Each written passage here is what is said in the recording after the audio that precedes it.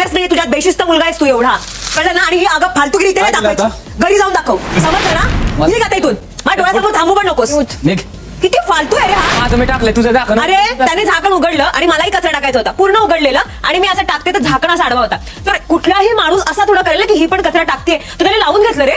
म्हणजे हा कुठचे मुद्दे काढ. हे बघ, या फालतू गोष्टीवर माझ्याशी वाद नाही घालायचा, फालतू गोष्टीवर माझ्याशी वाद नाही घालायचा. चल तू जास्त शांत. बिग बॉस मराठीच्या दुसऱ्या आठवड्यात घडलेल्या एका अतिरेकी आणि हास्यास्पद घटनेने प्रेक्षकांमध्ये प्रचंड संताप निर्माण केला आहे. या घटनेचा मुख्य सूत्रधार म्हणजे जान्हवी किल्लेकर, जी आपल्या अतिरेकी आणि असभ्य वर्तणुकीमुळे पुन्हा एकदा चर्चेत आली आहे. घटना अगदी साधी होती. सूरज चव्हाण, जो शांत आणि संयमी स्वभावासाठी ओळखला जातो, तो स्वयंपाकघरात आला. कचरापेटी उघडण्यासाठी पायाने लिव्हर दाबून कचरा टाकत होता. याच वेळी जान्हवी कचरा टाकण्यासाठी आली. सूरजने त्याचे काम पूर्ण करतात त्याने पाय लिव्हरवरून काढला आणि कचरापेटी बंद झाली.